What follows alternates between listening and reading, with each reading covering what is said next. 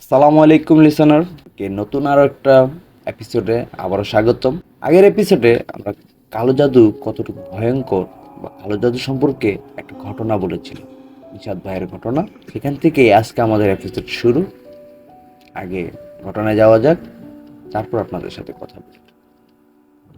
ঘটনায় যাওয়ার আগে ঘটনার পিছলা কিছু আমি বলে দিই, যাতে আপনাদের এই ঘটনাতে বুঝতে সুবিধা হয়। আগের ঘটনায় আমরা নিশাদকে দেখেছি কবিরাজের কাছে যায়। কবিরাজ তাকে জানায় যে তার সাথে কোনো কালো জাদু হয়েছে। উনি কবিরাজের বাড়ি থেকে ফিরে আসেন। এখান থেকে আমাদের ঘটনা শুরু আজকের। চলো ঘটনায় যাওয়া যায়। হুজুরের কথা শুনে ওনাকে সালাম দিয়ে বাড়িতে চলে আসলাম। বাড়িতে আসার পর মা বাবাকে হুজুরে বলা সব কথাগুলো খুলে বললাম। মা বাবাকে বললাম আমাকে কালো জাদু করা হয়েছে। আমার কথায় মা বাবা একটু অবাক হলো, কিন্তু বিশ্বাস করলেন না। তো আমাকে বললেন, নিশাদ বাবা কি বলিস, তোকে কেন কেউ কালো জাদু করবে? তুই এখনো ছেলে মানুষ, তোর সাথে কার এমন আর শত্রুতা থাকবে যে তোর তোর তোর উপর রেগে গিয়ে তারা তোর উপর কালো জাদু করবে? আমি বললাম, বাবা আমি তো এইসব কিছু জানি না, বাবা বিশ্বাস করো। আমার কথা বিশ্বাস না হলে তোমরা নিজে হুজুরের কাছে যাও, গিয়ে জিজ্ঞাসা করো, উনি তোমাদের সব ঘটনা খুলে বলবে। বাবা বললেন, সত্যি নাকি? আচ্ছা তোর কথা যদি সত্যি হয় তাহলে কাল যাব। যদিও আমি এসব জিনভূত বিশ্বাস করি না, তোর এমন সমস্যা ঠিকই দেখে আমাকে যেতে হবে।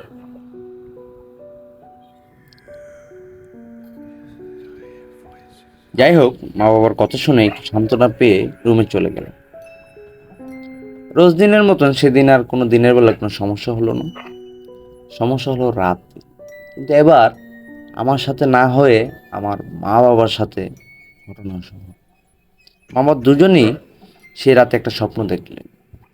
মা বাবা দেখলেন একটা ভয়ঙ্কর একটা অবয়ব মা বাবাকে বলছে, হুজুর বা কবিরাজের বাড়িতে গিয়ে কোনো লাভ হবে না, আমি হুকুমের গোলাম, আমি তোমাদের ছেলেদেরকে নিয়ে যাবই, ওকে কেউ বাঁচাতে পারবে না। হা হা। এই অট্ট হাসির সাথে আমার মা বাবার স্বপ্নটা ভেঙে গেল।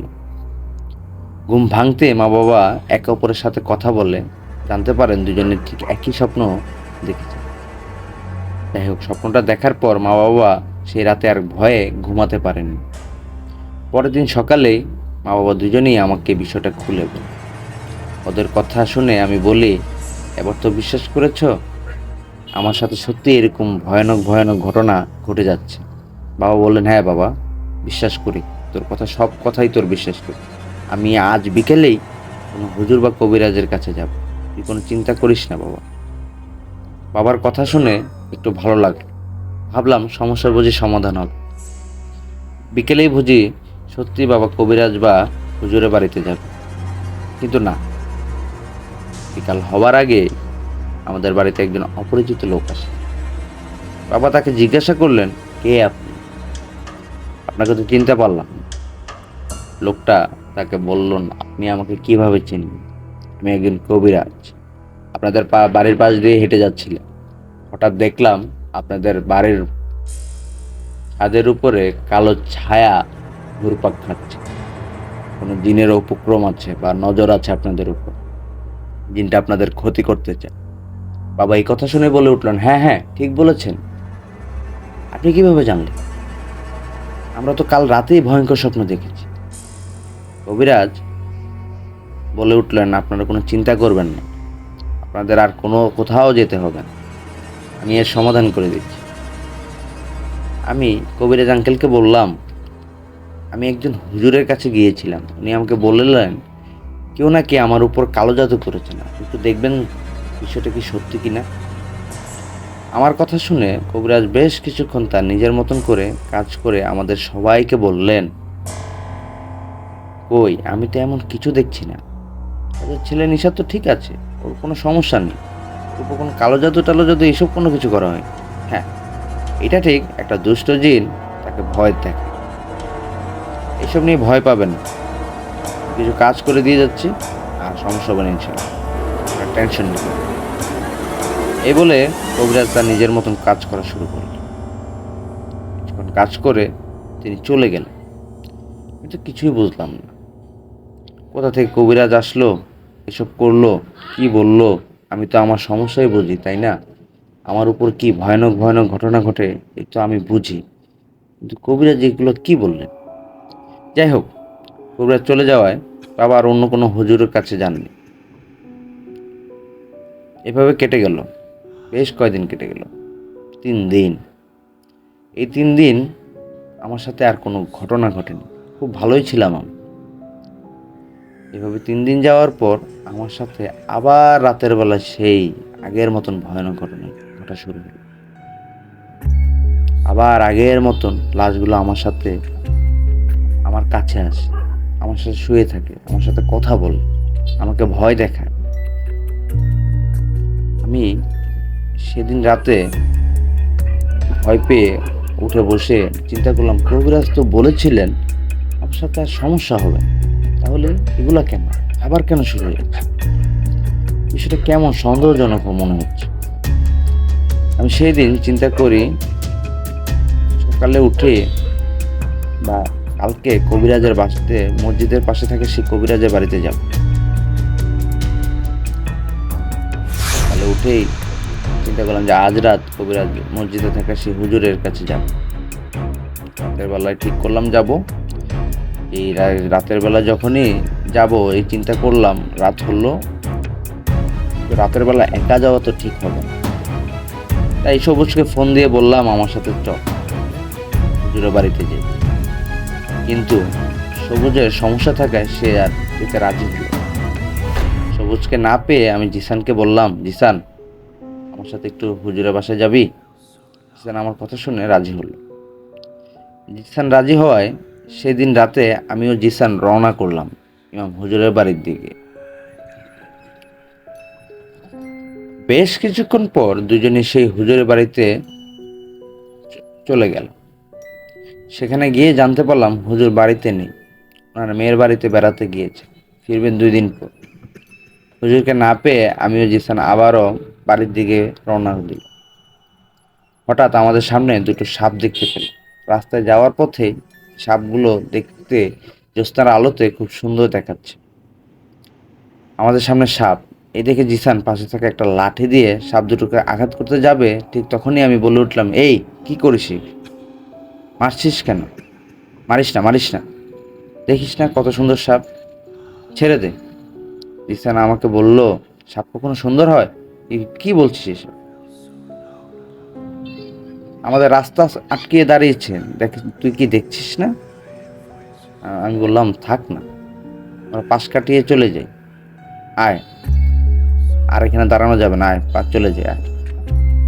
এ বলে জিসানকে টান দিয়ে সাপ দুটো পাশ কাটিয়ে আমরা বাড়ির দিকে হাঁটতে লাগলাম। হাঁটতে হাঁটতে জিসানকে বললাম, জিসান তুই কি জানিস না রাতের বেলা জিনেরা সাপ রূপে ঘুরে বেড়ায়? এমন তো হতে পারে ওগুলো সাপ না, জিন। জিসান আমার কথা শুনে বলল, এমন তো হতে পারে ওগুলো সাপ না, জিন।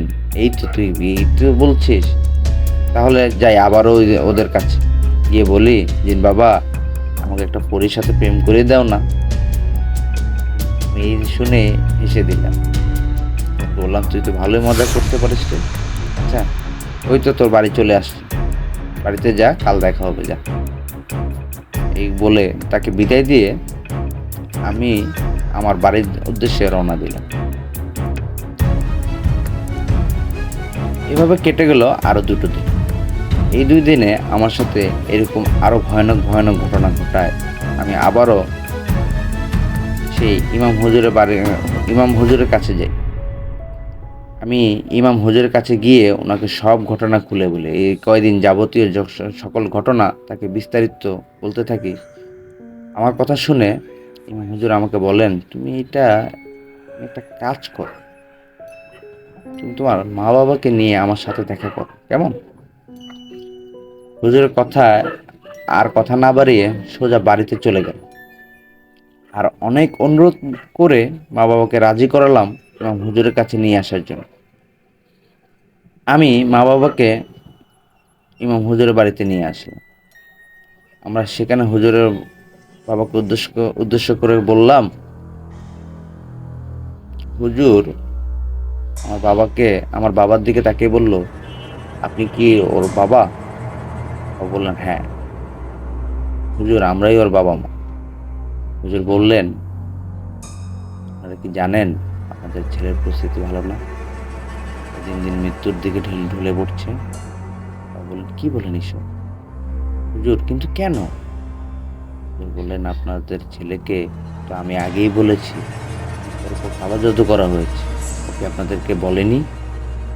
ও বললেন, হ্যাঁ বলেছিল, কিন্তু আমরা বিশ্বাস করিনি। পরে একজন কবিরাজ আসছিল আমাদের বাড়িতে। ওই কবিরাজ তো আবার বলেছিল নিষেধকে কোনো কালো জাদু করা হয়নি। তো ঠিক আছে, একটা খারাপ জিনের নজর আছে, ওই নজর তো উনি কি জানি করলেন, এইসব করে উনি ওই এরপরে তার কোনো সমস্যা হয়নি। হুজুর বললেন, আপনাদের বাড়িতে কবিরাজ আসছিল বুঝলি? বললেন, হ্যাঁ একজন কবিরাজ আসছিল। শেষ না হতেই বলে উঠলেন, না কবিরাজ নয়। মানে কবিরাজ নন, তাহলে ও কে? বললেন, আপনার ছেলে কিছুক্ষণ আগে আমার কাছে আসছিল, আমি ওকে বলেছি আপনাদেরকে ডেকে নিয়ে আসতে। ও আপনাদেরকে ডাকতে গেছে, এই ফাঁকে আমি আমার বন্ধু জিনের মাধ্যমে খোঁজ নিয়ে এটা জানতে পারছি, সেটা শুনলে আপনারা আকাশ থেকে পড়বেন। বাবা বললেন, কি বলেন এসব? হুজুর, আসলে ব্যাপারটা কি খুলে বলবেন? হুজুর বললেন, আপনারা যাকে কবিরাজ ভাবছেন সে কোনো কবিরাজ নয়। আপনাদের বাসায় সে কবিরাজ সেজে আপনাদের বাড়িতে আসছে। সেটা আসলে একটা জিন। কি? উনি জিন? কথাটা বলে উঠলাম আমরা সবাই। হুজুর বললেন, হ্যাঁ, ও কোনো মানুষ না, ও জিন। আর ওই সেই জিন যে নিশাদকে ভয় দেখায়, লাশ রূপে ওর পাশে এসে শুয়ে থাকে, ওকে নানা ঘটনার মধ্যে, ভয়ানক পরিস্থিতির মধ্যে ফেলে দেয়। বাবা বলল, কিন্তু কেন? ও এমনটা কেন করবে? হুজুর বলল, কারণ আপনারা যেন কোনো হুজুর বা কবিরাজের গিয়ে সত্যিটা জানাতে না পারে। নিশাদকে কালো জাদু করা হয়েছে, তাই বুদ্ধি করে সে জিনটা মানুষরূপে কবিরাজ সেজে আসছে। আপনাদের আগেও বলেছি, এখনো বলি, নিশাদের অবস্থা খুব একটা ভালো না। ওই পিশাচটা জিনটাকে চুক্তি করে পাঠিয়েছে আপনাদের কাছে, ও নিশাদকে নিয়ে যাবে। হুজুরকে আমরা বলে উঠলাম, চুক্তি মানে? এটা তো বুঝলাম না। হুজুর বললেন, চুক্তি মানে ধরুন আপনি আপনাকে আমি আপনাকে টাকা দিলাম, আবার বললাম একজনকে মেরে ফেল, আপনি টাকার বিনিময়ে ওকে মেরে ফেলেন। বিষয়টা তেমনই, যে কালো জাদু করেছে সে কোনো খারাপ তান্ত্রিককে টাকা দিয়েছে, এখন সেই তান্ত্রিক ছাগল বা গরুর বলি দিয়ে একটা খারাপ জিনকে চুক্তি করেছে, জিনটা সেই ছাগল বা গরু খাবে বলে আপনার ছেলে নিষাদের পিছু লেগেছে, আর তান্ত্রিক যা বলবে তাই করবে। এখন নিষাদ এই খারাপ জিনটাকে চালান করেছে, এই খারাপ জিনটি আপনাদের ছেলে নিষাদকে মেরে ফেলবে। নিষাদ দেখবেন আস্তে আস্তে শুকিয়ে যাবে, খেতে পারবে না, নানা রকম রোগ হবে, আর আস্তে আস্তে ওই জিন ওকে মেরে ফেলবে। তার চেয়ে ভালো এখনই কোনো ভালো হুজুর বা কবিরাজের কাছে নিষাদকে নিয়ে যায়। হুজুর আরও বললেন, নিষাদকে বাঁচাতে চাইলে এখনই কোনো বড় হুজুর বা কবিরাজের কাছে নিয়ে যায়। তাও বললেন, হুজুর আমার কথাগুলো শুনে মাথা ঘুরছে, আমার ছেলেটার উপর কালো জাদু করলো, সে ব্যক্তির নাম তো বলতে পারবো না। হুজুর বলে উঠলেন, সে ব্যক্তির নাম তো বলতে পারবো না, তবে একটা কথা বলতে পারি, সেটা আপনার বা আপনার ছেলের পরিচিত প্রিয়জনের মধ্যে কেউ। আচ্ছা, কিছু কথা বলি তার আগে, আমার বাবা নিশাদের বাবা হুজুরকে প্রশ্ন করলেন যে কে কালো জাদু করলো। আচ্ছা, ঘটনায় আবার যাওয়া যায়। বাবা বললেন, হুজুর আপনি কি পারবেন নিশাদের চিকিৎসা করতে?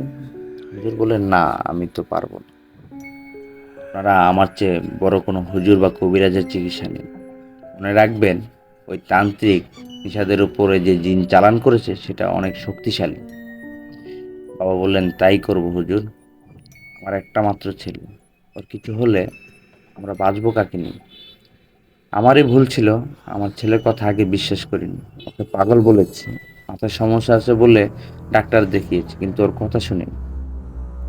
হুজুর বলেন, এখন তো বিশ্বাস হলো, এখন আপনারা চলে যান, আর কালকে ভালো কোনো হুজুর বা কবিরাজে আপনাদের কাছে বাসায় নিয়ে যান। হুজুরের কথায় মা বাবা ও আমি বাড়িতে চলে আসি। রাতে আমার সাথে ভয়ের ঘটনা ঘটে। এই বিষয়টা আগে বাবা বিশ্বাস না করলেও এখন করে। তাই সেই রাতটা বাবা আমার সাথেই ঘুমালো। বাবা আমার সাথে থাকায় আমার সাথে সেই রাতে কিছু ঘটল না।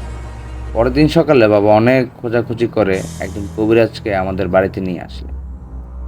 কবিরাজ আমাদের বাড়িতে এসে আমাকে দেখেই বলে উঠলেন, সর্বনাশ, এর অবস্থা তো ভালো না, খুব খারাপ একটা জিন এর পিছে লাগছে। আপনার ছেলেকে তো কালো জাদু করা হয়েছে। বাবা বলে উঠলেন, সেই জন্যই আপনাকে নিয়ে আসছি কবিরাজ সাহেব, আপনি দেখুন না কিছু করতে পারেন কি। কবিরাজ বলে উঠলেন, আচ্ছা আপনারা শান্ত হন, আমি দেখছি ব্যাপারটা কি করা যায়। এই বলেই কবিরাজ আমার রুমে মধ্যে রুকিয়া করা শুরু করলেন। গোল একটা বৃত্ত এঁকে ওখানে কি কি যেন পড়ছে। সেই জিনটাকে হাজির করালেন। ওই জিনটা লাশ রূপে আমার কাছে আসে। সেই জিনটা এসে রেগে কবিরাজকে বলে উঠল, আমাকে কেন ডাকছিস? মরতে চাস নাকি? বাঁচতে চাস না?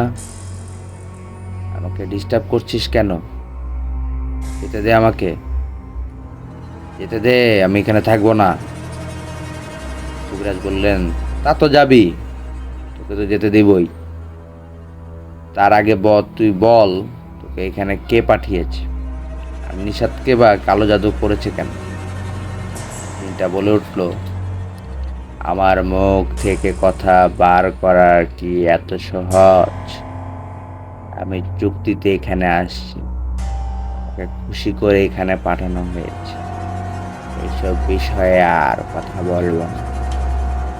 কবিরাজ বলে উঠলেন, না বললে তো তোকে এখান থেকে যেতে দেব না। কবিরাজের কথায় সেদিনটা আহ আহ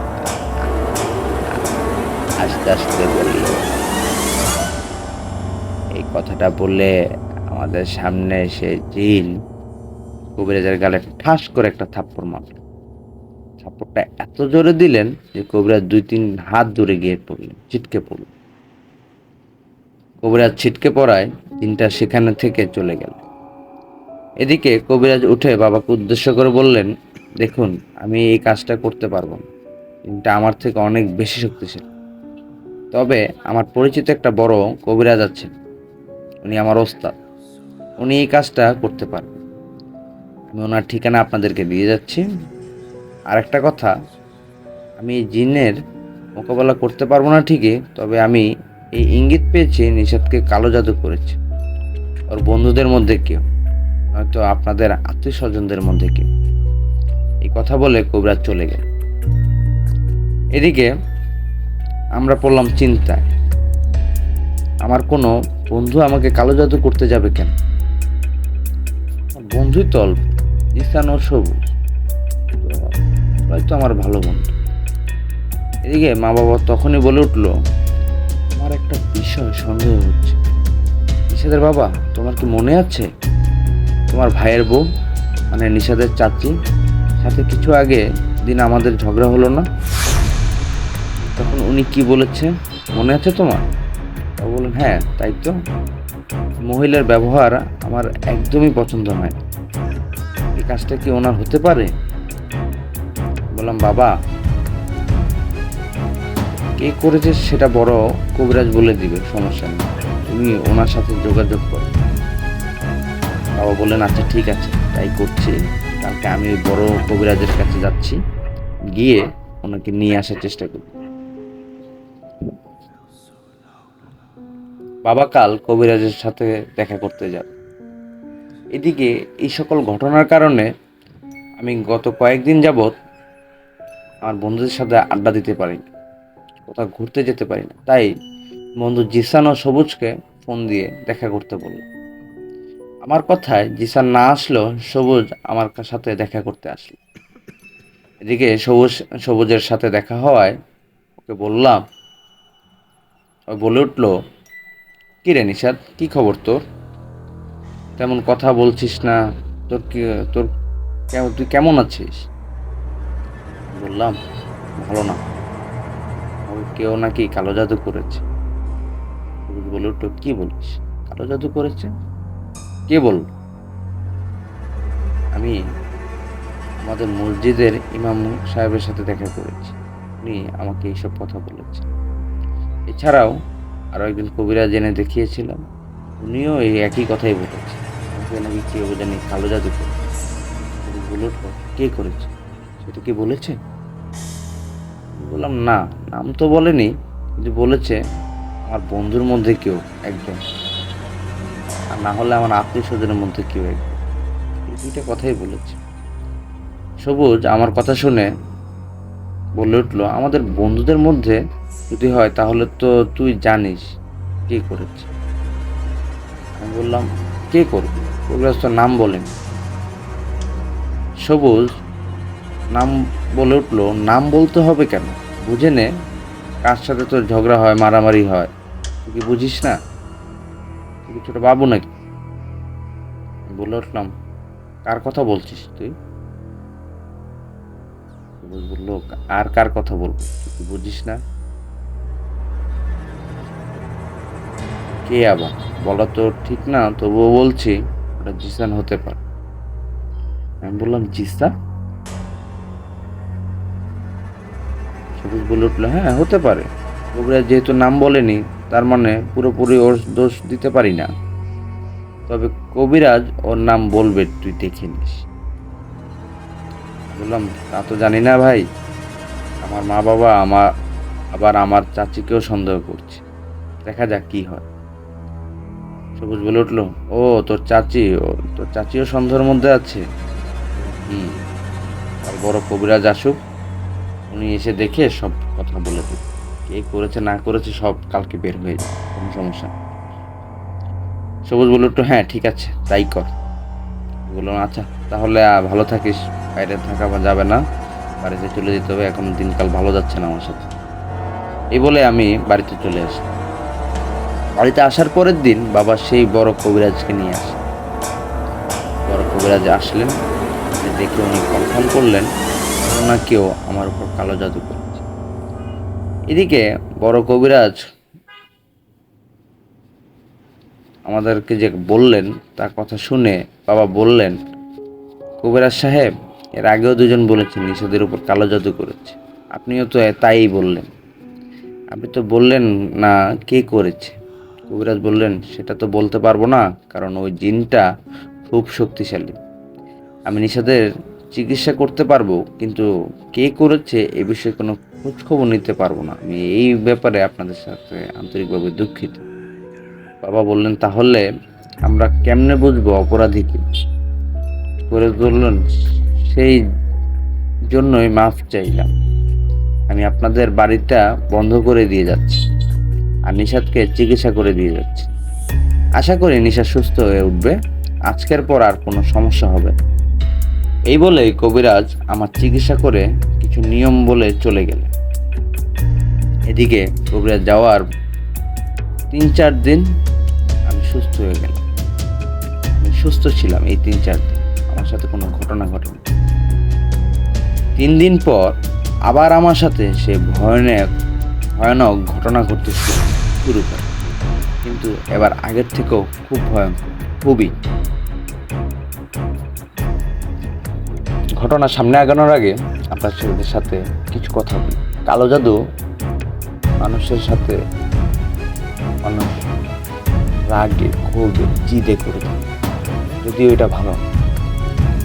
ঘটনার মাঝে আপনাদের সাথে কথা বলার জন্য আন্তরিকভাবে দুঃখিত।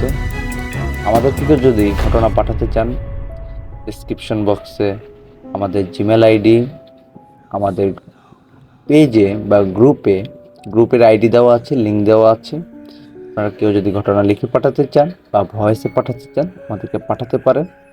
নতুন কোনো অভিজ্ঞতায় আপনাদের সবাইকে স্বাগতম। নতুন কোনো অভিজ্ঞতা এই জিমেল আইডিতে আপনারা আপনাদের ঘটনাগুলো পাঠান, আপনাদের অভিজ্ঞতাগুলো আমাদের সাথে শেয়ার করুন। আমি আপনাদের ঘটনা বা অভিজ্ঞতাগুলো লিসেনারদের সাথে শেয়ার করব ইনশাল্লাহ। আর যদি ঘটনা ভালো লাগে অবশ্যই আমাকে সাবস্ক্রাইব করে আমার পাশে থাকবে। চলুন ঘটনায় যাওয়া যাক। 3 দিন পর আমার সাথে আবারও ভয়ঙ্কর ঘটনা ঘটতে থাকে, কিন্তু এবার আগের থেকেও খুব ভয়ঙ্করভাবে। আমাকে ওই জিনটা কষ্ট দিতে লাগলো, আঘাত করতে লাগলো। ওই জিনের অত্যাচারে দিন দিন আমার শরীর শুকাতে থাকে, কোনো কিছু খেতে পারি না আগের মতো, আর মাঝে মাঝে রক্ত বমি করি। নিজের শরীর থেকে নিজের কন্ট্রোল যেন আমার নিজের কাছ থেকেই হারিয়ে যাচ্ছে। ওই জিনটা আমাকে ভয় দেখানোর পাশাপাশি আমার শরীরে ভয়ঙ্করভাবে আক্রমণ করা শুরু করে, শরীরের ভিতর ভর করা শুরু করে। জিনটা আমার শরীরে ভর করতে না করতেই নানা রকম পাগলামি বকাঝকা করতে লাগলাম। এসব দেখে আমার ভিএফ নাসরিন আমাকে ছেড়ে চলে গেলে, ব্রেকআপ করলো না আমার সাথে। এমনিতে ছিলাম শারীরিক একটা অশান্তি নিয়ে, দুঃখ কষ্টের মধ্যে তার উপর জিএফ ব্রেকআপ করে চলে গেল। দুঃখ আরও কষ্ট সময় যেন পাশ থাকে না। সে কি এক প্রকৃতির প্রেমিক হতে পারে? ওই জিনের অত্যাচারে দিন দিন মৃত্যুর দিকে এগোতে লাগলাম। শরীরে হাঁটাচলা করার শক্তি পেতাম না। সারাদিন রুমে শুয়ে থাকতাম, ঘুমাতাম। ঘুম ভাঙলেই এই জিনের অত্যাচার, রক্ত বমি, খাওয়া দাওয়া বন্ধ। আমার এরকম অবস্থা দেখে আমার বাবা মা আর টিকতে পারছে না। তারা পাগলের মতন এদিক সেদিক কোনো হুজুর বা কবিরাজ খোঁজ নিতে থাকে। কোনো ভালো কবিরাজের সন্ধান নেই আমার বাবা মা সন্ধান করতে পারছেন। শেষমেশ কি হয়, সব কবিরাজ আসে, কি জানি কি কথা বলে, সবাই এসে আমাকে দেখে চিকিৎসা করে, কিন্তু 2-1 দিন, এর বেশি আমাকে তারা ঠিক রাখতে পারে না। 2-1 দিন পর আমি কবিরাজ যদি এসে আমাকে ঝাড়ফুঁক করে, 2-1 দিন ঠিক থাকি, তারপরে আমার সাথে আবার সে আগের মতন ভয়ানক ঘটনাগুলো শুরু। এভাবেই আমার দিন যাচ্ছিল। আমার শরীরের অবস্থা দিন দিন আরো খারাপের দিকে যেতে শুরু করে। এবার আমাকে হাসপাতালে ভর্তি করানোর প্রয়োজন পড়ে। সেখানে কিছুদিন থাকার পর আমার শরীরের উন্নতি না হওয়ায় মা বাবা আমাকে আবারও বাড়িতে নিয়ে আসে। বাড়িতে আসার পর এভাবে 2-1 দিন কেটে যায়। 2 দিন পর আমার বাড়িতে একজন হুজুর আসেন। ওনাকে দেখে বাবা বললেন, আসসালামু আলাইকুম। কে আপনি? হুজুর তার সালামের উত্তর দিয়ে বললেন, ওয়ালাইকুম আসসালাম। আমাকে চিনবেন না? আসলে আমাকে বড় হুজুর পাঠিয়েছেন। মনে আছে কিছুদিন আগে একজন বড় কবিরাজকে নিয়ে আসছিলেন আপনারা চিকিৎসা করাতে?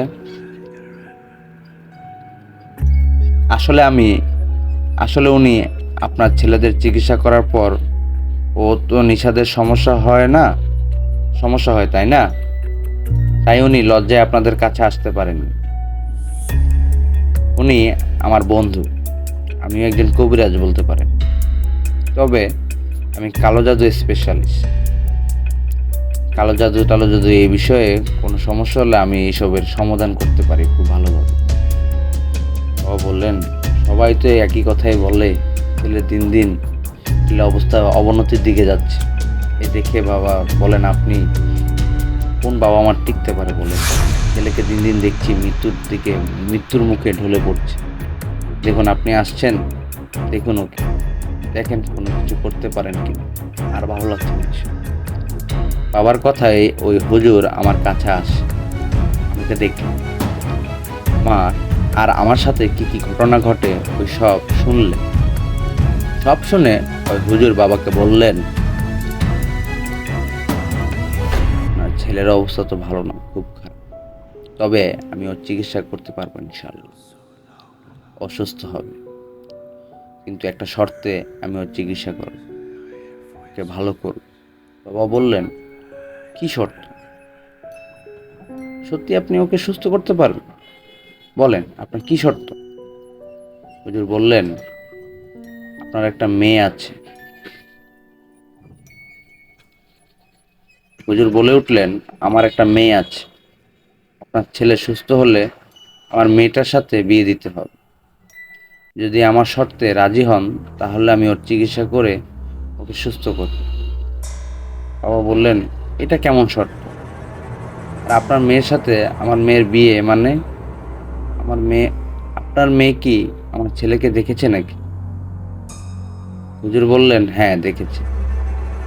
আপনারা জানেন না হয়তো, আমার মেয়ে আপনার ছেলের সাথে একই কলেজে পড়ে। আমার মেয়ে আপনার ছেলেকে মনে মনে পছন্দ করে, কিন্তু কখনো বলতে পারেনি। এখন বলেন, আপনি আমার শর্তে রাজি আছেন? বাবা বললেন, যদি ছেলে পুরোপুরি সুস্থ হয় তাহলে আপনাকে কথা দিলাম আপনার মেয়ের সাথে নিশাদের বিয়ে দিব। ছেলেকে হারানোর চেয়ে সুস্থ করে আপনার মেয়ের সাথে বিয়ে দেওয়া ভালো। হুজুর বললেন, তাহলে আমি কাজ শুরু করি। আমার সাথে খুব শক্তিশালী একটা জিন থাকে, আমি ওর মাধ্যমে সব খবর জানতে পারি। বাবা বললেন, হুজুর আমার একটা কথা আছে। আগে সব হুজুর কবিরাজ ব্যর্থ হয়েছে, নিশাদকে কালো জাদু করেছে, তার নাম বলতে পারেনি। আপনি কি জানেন কে কালো জাদু করেছে? হুজুর বললেন, অবশ্যই জানি। শুনবেন কে কালো জাদু করেছে? বাবা বললেন, অবশ্যই, বলেন বলেন, কি করেছে আমার ছেলের এই সর্বনাশ? হুজুর বললেন, কথাটা শুনে তার উপর ভীষণ রাগ হবেন, কিন্তু আমি কিছু না বলা পর্যন্ত ওদের কিছুই বলবেন না। বাবা বললেন, আচ্ছা ঠিক আছে, বলুন কে আমার ছেলেকে কালো জাদু করেছে? হুজুর বললেন, আপনার ছেলেকে কালো জাদু করেছে আপনার ভাইয়ের বউ, মানে নিশাদের চাচি। শুধু তাই নয়, নিশাদের উপর আরো কালো জাদু করেছে ওর বন্ধু। কোন বন্ধু সেটা নিশাদ 2-1 দিন গেলে বুঝে যাবে। ওকে এক নজর নয়, দুজন, একজন নয়, 2জন কালো জাদু করেছে। 2জন কালো জাদু করায় আগের হুজুর বা কবিরাজ কেউ আসল ঘটনা খুঁজে বের করতে পারেনি। নিশাদকে কালো জাদু করেছে, তার নাম বলতে পারেনি। কি? 2জন আমার ছেলেকে কালো জাদু করেছে বলে চেঁচিয়ে উঠলেন আমার বাবা। এদিকে আমিও অবাক, চাচি ছাড়াও আমার বন্ধু কালো জাদু করেছে।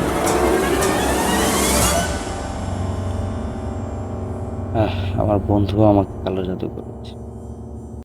আমি ভাবলাম, জিসানের কথা শুনে মাথায় আকাশ ভেঙে পড়ল। এটা কি হলো? সন্দেহ করেছি কাকে, আর ভিলেন কে? আমি ভেবেছিলাম জিসান আমাকে কালো জাদু করেছে, কারণ মাঝে মাঝে ওর সাথে আমার ঝগড়া মারামারি লাগতোই, তাই বুঝি ও আমাকে কালো জাদু করতে পারে। কিন্তু সবুজ তো আমার সাথে কখনো ঝামেলা করেনি, খুব শান্ত ছিল। সেই সবুজ শেষমেশ কিনা এরকম একটা ঘটনা ঘটালো। কিন্তু সবুজ কেন এসব করলো সেটা জানতে 1 পা 2 পা এগিয়ে যেতে লাগলাম ওদের কাছে। আমি ওদের কাছে যেতে ওরা 2জন চমকে উঠে দাঁড়িয়ে বলল, সবুজ, নিশাদ। সবুজ বলে উঠল, নিশাদ তুই? ওর কথা শুনে কোনো কথা না বলে ওর দিকে রেগে তাকিয়ে রইলাম। ওর কথা শুনে কোনো কথা না বলে ওর দিকে রেগে তাকিয়ে রইলাম। এদিকে আমাকে রেগে তাকাতে দেখে সবুজ বলল, মানে ঘুরতে আসছি কলেজ শেষে, ভাবলাম নাসরিন ও আমি 2জনে একটু ঘোরাঘুরি করি, তাই এখানে বসে আছি। ওর কথাগুলো শুনে কোনো কথা না বলে ঠাস করে একটা থাপ্পড় দিয়ে বললাম, এই তোর বন্ধুত্ব? এদিকে তখনই নাসরিন বলে উঠল, নিশাদ, মানে তুমি যেটা ভাবছো বিষয়টা সেটা নয়। নাসরিনের কথা শুনেও ওর গালে ঠাস করে একটা থাপ্পড় দিয়ে বললাম, তুমি চুপ কর। এই জন্যই আমার সাথে ব্রেকআপ করেছিলে। তোমার মতন বেয়াদব মেয়ে আমি জীবনেও দেখিনি। আমি মৃত্যুর মুখ থেকে ফিরে আসছি, খুব কষ্টে ছিলাম। কষ্টের সময় আমার পাশে না থেকে উল্টো ব্রেকআপ করে আমার এই বন্ধু সজীবের সাথে রিলেশনে আসছো, ভালোই হয়েছে।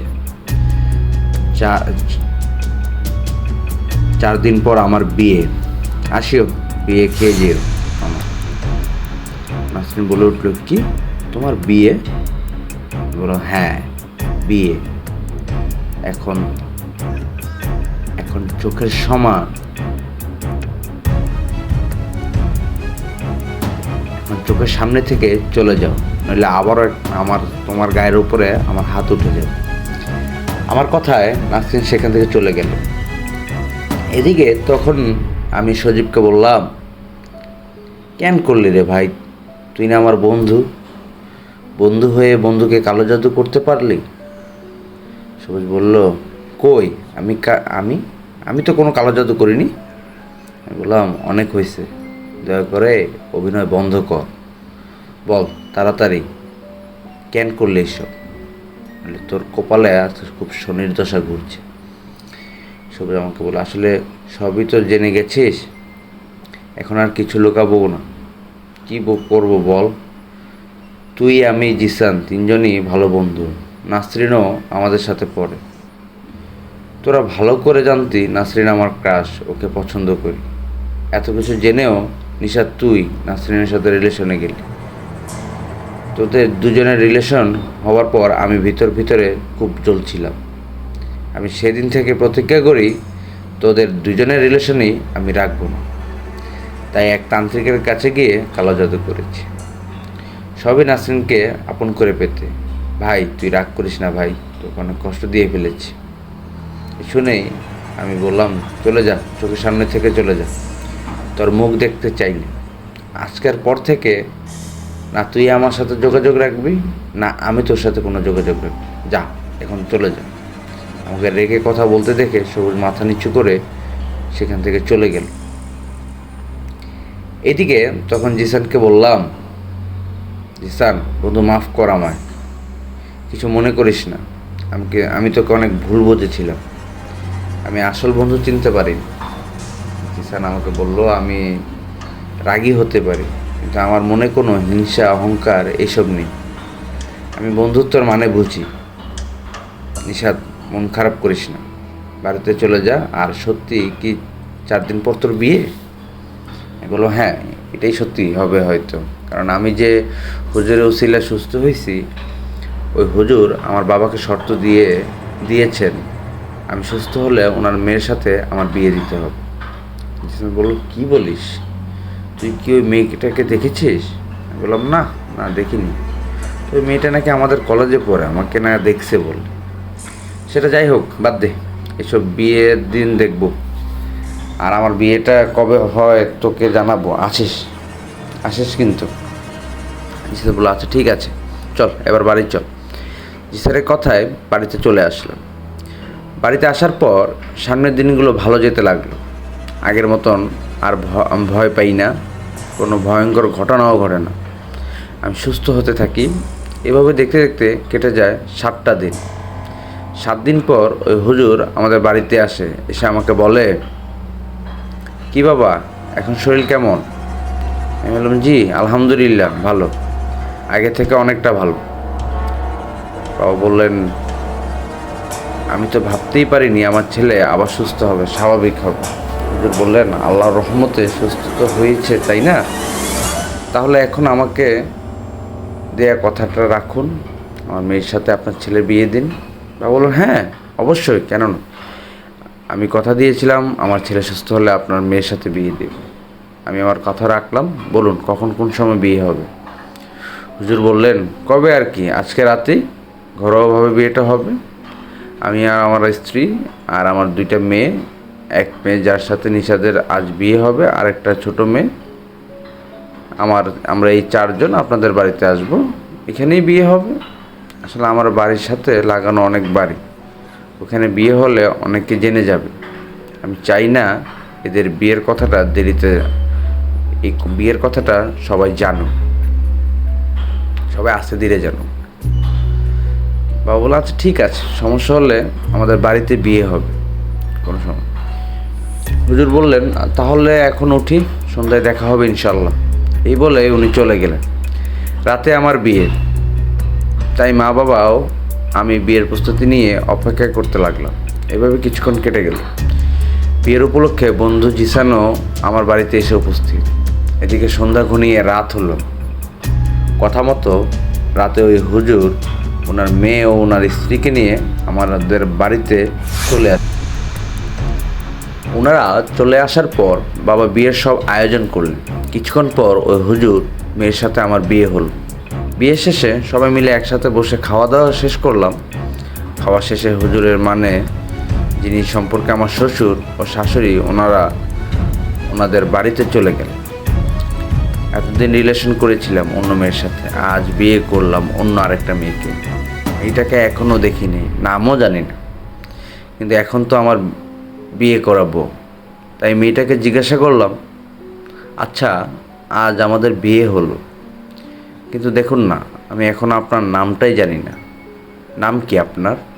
মেয়েটা বলল, আমাকে তুমি করে বলেন, নিজের বউকে কেউ আপনি করে বলে নাকি? আমার নাম মণি। ও মণি, সুন্দর নাম। আচ্ছা মণি, তুমি নাকি আমাকে আগে থেকে চিনতে, শুনলাম পছন্দও করো। মণি বলল, হ্যাঁ, তোমাকে কলেজে অনেকবার দেখেছি। আমি তোমাকে চিনলেও তুমি আমাকে চিনতা না। আমি বললাম, ও ভালো। দেখো মণি, তোমাকে আগে কখনো দেখিনি, আজ বিয়ের পর দেখলাম, তোমার সম্পর্কে জানলাম। বুঝোই তো, হুট করে তোমাকে মনে জায়গা দিতে পারবো না, আস্তে আস্তে হয়ে যাবে। মানে বলো, আচ্ছা ঠিক আছে, আমি বুঝতে পারছি। আরেকটা কথা শুনেন, এখন থেকে সাবধানে চলবেন। আপনাকে তো কালো জাদু করেছে, বাবার মুখে শুনেছিলাম। সাবধানে থাকবেন যেন ওরা আবার আপনার ক্ষতি করতে যেন না পারে। আমি বললাম, থাকবো, তুমি কোনো টেনশন করো না, ইনশাল্লাহ সব আল্লাহর রহমতে ঠিক হয়ে যাবে। আমার কথার মাঝে মা রুমে আসলেন, এসে মনির সাথে কথা বলতে লাগলেন। যাই হোক, বিয়ে তো হলো। এভাবে মনি আর আমার সংসার, আমাদের দিনকাল চলতে লাগলো। আমার উপর আর কোনো সমস্যা হয় না। আমি রাতে আর ওই ভয়ঙ্কর কোনো অবয়ব দেখি না। এভাবে বেশ কয়েকদিন কেটে যায়। আমি পুরোপুরি সুস্থ হই, আলহামদুলিল্লাহ। আল্লাহর অশেষ রহমতে আমি অনেকটু সুস্থ হয়ে পড়ি। সুস্থ অবস্থায় কিছুদিন চলার পর এক রাতে হঠাৎ আমার ঘুম ভেঙে যায়। ঘুম ভাঙতেই আমি দেখি আমার মায়ের পায়ের কাছে কে যেন বসে আছে। আসলে মানুষের মতন যে কিছু একটা, সেটা কিন্তু না, ছায়ার মতন কিছু একটা। আমি ঘুম থেকে জেগে থাকায় এই ছায়ার মতন অবয়বটা দ্রুত সেখান থেকে চলে গেল। এটা আমি কি দেখলাম? আমার কি চোখে কোনো ভুল হলো নাকি? পাশে আমার বউ মনি শুয়ে আছে। একবার ভাবলাম মনিকে কি ডাকবো, আরেকবার না থাক, আবার শুনে ভয় পাই কি না। এইভাবেই আমি আবারও ঘুমিয়ে পড়লাম। সত্যি ঘুমাইনি, আমি মিছেমিছি চোখ বন্ধ করেছিলাম, ভাবলাম কিছু দেখতে পাই কি না, কিন্তু না, এবার আমি কিছুই দেখতে পেলাম। কিছু দেখতে না পেরে ঘুমিয়ে পড়লাম। আর সকালে ঘুম থেকে উঠে বাবাকে সব ঘটনা খুলে বললাম। আমার মুখে কথাটা শুনে বাবা বলল, আবারও ঘটনা? আবারও তোর সাথে ঘটনা শুরু হলো নাকি? তোর শ্বশুর তো বলেছিল তোর সাথে আর কিছু ঘটবে না, তাহলে রাতে ওই কালো ছায়াটাকে দেখলি কীভাবে? আমি বললাম, তা তো জানি না বাবা। আচ্ছা একটা কাজ করি, আমি বরং আমার শ্বশুরের কাছে যাই, আমার কাছে গিয়ে খুলে বলি, দেখি উনি কী বলে। বাবা বলল, ঠিক আছে তাই কর। বাবার কথায় আমিও রওনা করলাম মনির বাবার, মানে আমার শ্বশুর বাড়ির দিকে। বেশ কিছুক্ষণ পর শ্বশুরবাড়িতে পৌঁছে শ্বশুরকে সব খুলে বললাম। ওনাকে বললাম, আমি তো গত রাতে একটা কালো ছায়া দেখেছি, আমার পায়ের কাছে বসে আছে। আমি জেগে যাওয়ায় ওই ছায়াটি দ্রুত চলে গেল। আমার কথাগুলো শুনে শ্বশুর আব্বা বললেন, দেখো বাবা, এতে ভয়ের কিছু নেই। যতক্ষণ না দেখবা সরাসরি কোনো অবয়ব তোমার সামনে এসে, ততক্ষণ পর্যন্ত ভয় পাবা না। আর একটা কথা, আমার সাথে থাকা জিনকে মাঝে মধ্যে আমি তোমার কাছে পাঠাই তোমাদের দেখে আসতে কোনো সমস্যা হয় কিনা জানাতে। তোমাদের কোনো সমস্যা হয় কিনা তা জানতে আমি প্রায়ই আমার জিনকে তোমাদের বাসায় পাঠাই। হয়তো আমার সাথে থাকা জিনটাই দেখেছো, তুমি কোনো ভয় পাবা না। এরকম কিছু দেখলে আমি তোমাদের খেয়াল রাখবো, কেমন? শ্বশুর আব্বার কথায় মন থেকে ভয়টা কেটে গেল। ওখানে বাবার সাথে কিছুক্ষণ কথা বলে খাওয়া দাওয়া করলাম। খাবার শেষে বাড়িতে ফিরছিলাম। বাড়িতে ফেরার সময় সবুজকে দেখলাম রাস্তায় দাঁড়িয়ে আছে, আমার দিকে তাকিয়ে আছে, মনে হচ্ছে কিছু বলতে চায়। কিন্তু আমি ওর মতন ধোঁকাবাজ বেঈমানের সাথে কোনো কথাই বলতে চাই। ওকে পাশ কাটিয়ে এড়িয়ে আমি আমার বাড়িতে চলে আসলাম। বাড়িতে আসার পর মনে বলল, আসছো? বাবা কি বললো? বড় কোনো সমস্যা হলো নাকি আবার? বলবো, আরে না না, তুমি কি এত চিন্তা করছো কেন? কোনো চিন্তা করো না। বাবা বললেন, তেমন কোনো সমস্যা না। বললো, ও আচ্ছা, তাহলে ভালো। আচ্ছা, ফ্রেশ হয়ে নাও, আমি খাবার দিচ্ছি। বললাম, না এখন খাবো না, তোমাদের বাড়ির থেকে খেয়ে আসছি, তুমি খেয়ে নাও, আমি একটু বাইরে যাব, জিসানের সাথে দেখা করব। এই বলে বাড়ি থেকে বেরিয়ে বন্ধু জিসানের সাথে দেখা করলাম। ওর সাথে দেখা হতেই জিসান বলল, নিশাদ, কী অবস্থা তোর? বললাম, আছি আলহামদুলিল্লাহ, এখন খুব ভালো আছি রে বন্ধু, তুই কেমন আছিস? জিসান আমাকে বলল, হ্যাঁ আমিও খুব আলহামদুলিল্লাহ খুব ভালো আছি। তোর সাথে আর কোনো সমস্যা হয় না তো? আমি বললাম, না রে, এখন তো সুস্থ আছি। জানিস, আজকে শ্বশুরবাড়ি থেকে আসার পথে আমি সবুজকে দেখতে পেলাম। আমার দিকে কেমন করে জানি তাকিয়েছিল। ইসান বলল, ওর কথা বাদ দে, একটা কথা তো তোকে বলাই হয়নি। সবুজ তোকে কালো জাদু করে তোর জিএফ নাসরিনকে পটিয়ে রিলেশনে গেছে। জানিস 2-3 দিন আগে ওদের ব্রেকআপ হয়েছে। বললাম, কী বলিস, তাই নাকি? ওদের রিলেশন তো ভালোই কিছুদিন হলো। ইসান বলল, কি জানি, দেখ গিয়ে তোর মতন সবুজ নাসরিনকেও কালো জাদুকে করে কে জানি পটিয়েছে কিনা। এসব জাদু করে কি মানুষকে আপন করা যায় বলতো? প্রেম ভালোবাসা আসে মন থেকে। জোর করে একটা মেয়ে বা ছেলেকে রিলেশনে নিয়ে আসলেও ওটাতে শান্তি হয় না বল। বললাম, সেটা ঠিক বলেছিস। ইসলাম বললো, এখন কি হলো? নাসরিন তোকে ভুলে সবুজের সাথে প্রেম করলো, প্রেম আর টিকলো না, ব্রেকআপ হলো। আর এদিকে তোকেও হারালো, কারণ তুই এখন বিবাহিত। নিশাদ, একটা বিষয়ে সাবধান করি, সবুজের কিন্তু ব্রেকআপ হয়েছে, ও কিন্তু আবারও ঝামেলা করতে পারে, তাই সাবধানে থাকবি, কেমন? হ্যাঁ অবশ্যই। আচ্ছা, ভালো থাকিস, সময় করে বাড়িতে আসিস, কেমন? আমি এই কথা বলেই জিসানকে বিদায় দিলাম। জিসানও আমাকে বলে উঠলো, আচ্ছা ঠিক আছে, সাবধানে থাকিস। বন্ধু জিসানের সাথে বেশ কিছুক্ষণ আড্ডা বা কথা বলা শেষ করে বাড়িতে চলে আসলাম। বাড়িতে আসার পর সেই রাতেই ঘটনা। রাতে খাবার শেষে শুয়ে পড়লাম। শুয়ে পড়তেই গত রাতের কথা মনে পড়ল। গত রাতের মতন আজকেও যদি কোনো কালো ছায়া দেখি আমার পাশের কাছে, তখন কি হবে? এই ভেবে ঘুমানো ভান করে শুয়ে রইলাম। আমি দেখতে চাই আমার রুমে কে আসে। কথা মতো চুপচাপ চোখ বন্ধ করে শুয়ে রইলাম। এভাবে 1-1.5 ঘন্টা চুপ করে শুয়ে থাকার পর এক সময় আমি দেখলাম আমার রুমের জানালা ভেদ করে আস্তে আস্তে একটা অবয়ব রুমে ঢুকছে। কিন্তু আজ আমি এই অবয়বটাকে দেখছি, কিন্তু এটা আমি কি দেখছি? এটা তো কোনো ভয়ঙ্কর অবয়ব না, এটা তো কোনো মেয়ের মতন অবয়ব, খুব সুন্দর দেখতে। তাহলে কি এটা ভয়ঙ্কর কিছু না তো? এটা কি পরিটরি নাকি? পরি আবার আমার রুমে আসছে কেন? এদিকে সেই পরীর মতো সুন্দর অবয়বটা আস্তে আস্তে আমার পায়ের কাছে এসে দাঁড়ালো। পরি হোক বা জিন, ভালো হোক বা খারাপ, আমার পায়ের কাছে এসে দাঁড়িয়ে আছে। এটা দেখে ভয়ে বলে উঠলাম, কে ওখানে? এই বলেই উঠে বসতেই ওই পরীটা বাতাসের সাথে মিলে গেল। এদিকে আমার কথা শুনে মনি তখনই জেগে উঠল। আমাকে বললেন, এই তুমি এখনো জেগে আছো, তুমি ঘুমাওনি? আমি বললাম, না ঘুমাচ্ছে, হঠাৎ ঘুম ভেঙে গেল, তুমি ঘুমাও। আমার কথায় মনি কোনো কথা না বলে ঘুমিয়ে পড়ল। এদিকে আমিও ঘুমালাম। এসব আবার কী শুরু হলো আমার সাথে? কিছুদিন আগে লাশ দেখতাম, এখন ভয়ঙ্কর ঘটছিল আমার সাথে। মাঝখানে তো ভালোই ছিলাম, এখন আবার কি এসব পরিটরি আমার কাছে আসছে? কি শুরু হলো আমার সাথে? কি চায় আমার কাছে? ঘটনা এখন কোন দিকে মোড় নিচ্ছে আমি জানি না। আশা করা যাক ভালো সামনে যাওয়া যাক। পরীকে আমাকে কিছু বলতে চায়, আমি কি কথা বলবো?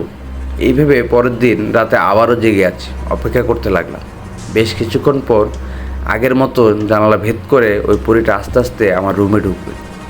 আমার পায়ের কাছে এসে দাঁড়ালে। আজ পরীর পায়ের কাছে এসে দাঁড়াতে আমি বললাম, আপনি কে? কথা বলুন, আমি আপনার সাথে কথা বলতে চাই।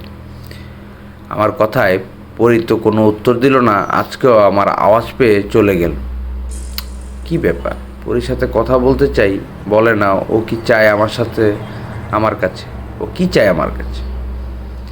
আমার কাছে যদি ভালো মতলবে আসতো তাহলে তো কথা বলতো। ওর আবার মতলব টতলব খারাপ না তো? কী উদ্দেশ্য? কোনো খারাপ উদ্দেশ্য নিয়ে আমার কাছে আসছে না তো? বিষয়টা এখনই শ্বশুর আব্বাকে বলতে হবে। উনি ওনার সাথে জিনের মাধ্যমে খোঁজ নিয়ে দেখবেন কোন সমস্যা শুরু হলো আবার আমার সাথে। এসব ভাবতে ভাবতেই ঘুমিয়ে পড়লাম। পরের দিন সকালে যেই আগের রাতে ভাবা সেই কাজ, শ্বশুর বাড়ির দিকে গেলাম। শ্বশুর আব্বার সাথে দেখা হতেই আমি কিছু না বলার আগে উনি আমাকে বললেন, শ্বশুর আব্বা বলে উঠলেন, জামাই বাবা তুমি আসছো, ভালোই হলো। তুমি না আসলে আমি তোমার কাছে যেতাম। বললাম, কেন বাবা, কোনো সমস্যা হলো নাকি আবার? বাবা বললো, হ্যাঁ, আসলে তোমাকে নিয়ে আবারও ষড়যন্ত্র করা হচ্ছে। তোমার বন্ধু সবুজ তোমাকে কালো জাদু করে ব্যর্থ হওয়ায় সেই কবিরাজও রেগে আছে তোমার উপর। সেই কবিরাজ খারাপ জিনকে দিয়ে তোমাকে মারতে ব্যর্থ হওয়ায় উনি আবারও তোমার উপর কালো জাদু করতে চায়।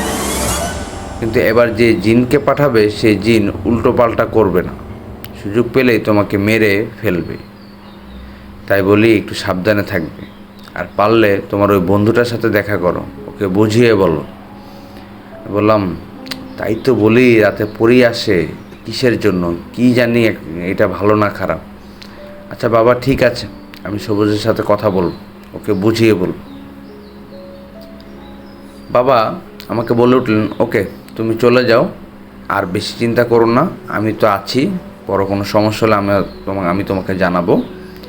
শ্বশুর বাবার কথায় আমি বাড়িতে চলে আসলাম। বাড়িতে এসে ভাবলাম, সবুজ আমার সাথে আবারও এমনটা কেন করছে? ওকে তো আমি মাফ করে দিলাম, ওর সাথে তো এত ঝামেলা বাড়ালাম, তারপরেও কেন আমার সাথে এমন করছে? এখনই ওর সাথে দেখা করি, করে বুঝিয়ে বলি এটা ভালো হচ্ছে না। এইভাবে সবুজকে ফোন করে ওর সাথে দেখা করলাম। দেখা হতেই ও বলল, সবুজ বলে উঠল, কিরে আমার সাথে তো কথা বললিস না, আজ আবার কি হলো? কি কারণে দেখা করতে বললি বল। আমি বললাম, কেন দেখা করতে বলেছি সেটা হয়তো এতক্ষণে বুঝে গেছিস। সবুজ তুই কি এখনো ভালো হবি না? তোর আমার সাথে কি এত দুশ্মনী বল? তুই কেন আবার আমাকে কালো জাদু করার চেষ্টা করছিস বল তো? সবুজ বল, কে বললো এইসব তোকে? আমার শ্বশুর আব্বা। বলেছি না উনি অনেক বড় কবিরাজ, তুই তো জানোসই। সবুজ বলল, দেখ আমি এসব কিছু জানি না। আমি বললাম, মিথ্যা বলিস না তুই। বাবা বলেছে, শুধু তুই না, তুই যে কবিরাজের কাছে গিয়ে আমাকে কালো জাদু করেছিলি প্রথমবার, তিনি নিজেও আমার উপরে রেগে আছেন। তিনিও আমার উপর আবার কালো জাদু করার চেষ্টা করছেন। সবুজ বলল, সেটা হতে পারে, কবিরাজ তোর উপর রেগে থাকলে আমি কি করতে পারি বল? আমি কিন্তু এসব এখন কোনো কিছুই করছি না, তোর উপর আমার এখন কোনো রাগ নেই। তখন আমি বললাম, তুই মানা কর, ওনাকে বল আমার পিছনে না লাগতে, আমি তার কি ক্ষতি করেছি। সবুজ, আচ্ছা ঠিক আছে, তুই আজ সন্ধ্যার পর রেডি থাকবি, আমি ওই কবিরাজকে ডাকবো, তুই ওনার সাথে কথা বললে দেখিস, ওনাকে বুঝিয়ে বল, ঝামেলা থাকলে ওনাকে বুঝিয়ে বলে ঝামেলা সলভ কর। আমি বললাম, আচ্ছা ঠিক আছে তাই করব।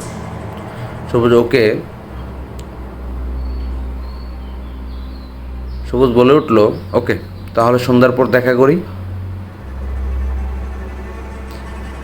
প্রিয় লিসেনার্স, আজকের জন্য ঘটনা এখান পর্যন্তই আমাদেরকে পাঠিয়েছেন। নিশাদ ভাইকে অনেক অনেক ধন্যবাদ এত সুন্দর ঘটনা পাঠানোর জন্য। উনি যথেষ্ট চেষ্টা করছেন গুছিয়ে বলার জন্য, তারপরও অনেক ভুলভ্রান্তি হতে পারে। ভুলভ্রান্তির জন্য আমি আমার লিসেনারদেরকে বলবো ক্ষমা দৃষ্টিস্বরূপ দেখার জন্য। আমি আমার মতন করে বলেছি। ওনার লেখায় আমার পড়তে বলায় যদি কোনো ভুল হয়ে থাকে অবশ্যই ক্ষমাসুলভ দৃষ্টিতে দেখবেন। আর চ্যানেলটিকে যদি পছন্দ হয় অবশ্যই সাবস্ক্রাইব করে পাশে থাকবেন। ধন্যবাদ। আজকের জন্য এখানেই শেষ করব। ইনশাআল্লাহ পরবর্তী এপিসোড খুব শীঘ্রই আসবে আরও একটা সত্য ঘটনা নিয়ে, নতুন কোনো অভিজ্ঞতা নিয়ে। আর লিসেনার আপনাদের সবার কাছে রিকোয়েস্ট থাকবে, আপনাদের যদি কোনো নতুন কোনো অভিজ্ঞতা থাকে অবশ্যই আমাদের জিমেল অ্যাড্রেস ডিসক্রিপশানে দেওয়া আছে, আমাদের ফেসবুকের গ্রুপ ডিসক্রিপশানে দেওয়া থাকবে, এবং আমার চ্যানেলেও আমার গ্রুপের লিঙ্ক দেওয়া আছে। চাইলে অবশ্যই আমাদের গ্রুপের সাথে অ্যাড হতে পারেন। আপনাদের যদি কোনো নতুন কোনো অভিজ্ঞতা থাকে, আপনার যদি কোনো ভৌতিক কোনো অভিজ্ঞতা থাকে, যদি কোনো সত্য ঘটনা থাকে, আমাদেরকে অবশ্যই শেয়ার করেন। আমি পড়ে শোনাবো আমাদের লিসেনারদেরকে। এবং আমার যদি কোনো ভুলভ্রান্তি থাকে অবশ্যই এটা কমেন্ট করবেন। ভুলভ্রান্তিগুলো আমাকে শুধরিয়ে দেওয়ার জন্য চেষ্টা করবেন। অবশ্যই। এই বলে আজকের জন্য এখানেই বিদায় নিচ্ছি। আসসালামু আলাইকুম।